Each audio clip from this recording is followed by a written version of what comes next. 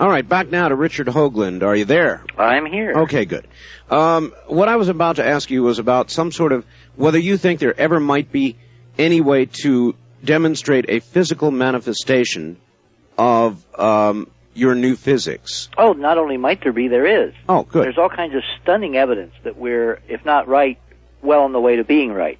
And that's what good science is, but are we getting the cart before the horse? Because we were starting at Mars, and you wanted to be logical, and we got diverted into the Well, Mars it is atmosphere. true, except that I believe the objects on Mars are established as being other than something natural by this process.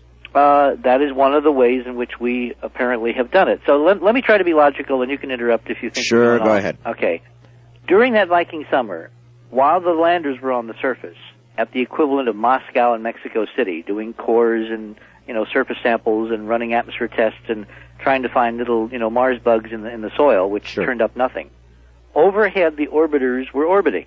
Very long orbits, 24 hours to take one orbit, closest point, 1,000 miles up, and they took lots and lots of pictures. Over the 4 years, they probably amassed something like 100,000 images of Mars with the TV cameras taken from orbit and radioed back to Earth to the computers at NASA. Right.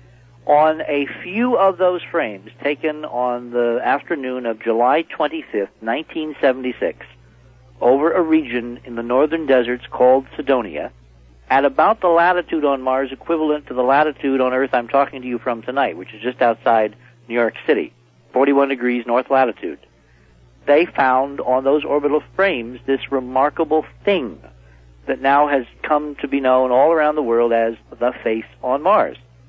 A mile long. Do you know how they reacted to it when they first saw it? Do you have any info on that? I mean, I have excellent info. When some of my early investigators, some scientists from Cal Berkeley up north in California, and a member of President Reagan's Space Committee, who was a colleague of our team at that time, and I made a special visit to the downtown offices of the former Viking mission scientist, Dr. Jerry Soffin. Mm-hmm. I pointedly asked him, as we were showing him our early data at that point, I said, Jerry, what did you guys say when you saw this thing? Right. And he reported to me that there was a geologist, actually he's an atmospheric physicist, from Stony Brook University here in New York State, who found it on a Sunday morning several days after it had been taken and telemetered from Mars to Earth, to the computers, and spit out, as I said, a Polaroid pictures. They would look at these little kind of snapshots to plan the next mission photography. Sure. And they had these all spread all over the floor, and they were trying basically to find a safe place to land the second Viking lander, which was supposed to go down a few weeks from then. And Toby Owen was literally crawling around on the floor, and I report all this in the book, Monuments, looking for a place where there was no rocks and no mesas where they could set a lander down safely. And he suddenly came across this one frame, 35A72 was its number, and there on it was this little mesa, little in terms of the scale of the picture. And Jerry Soffin said to all of us, he said, Toby looked at me and he said, oh my God, look at this, a face on Mars.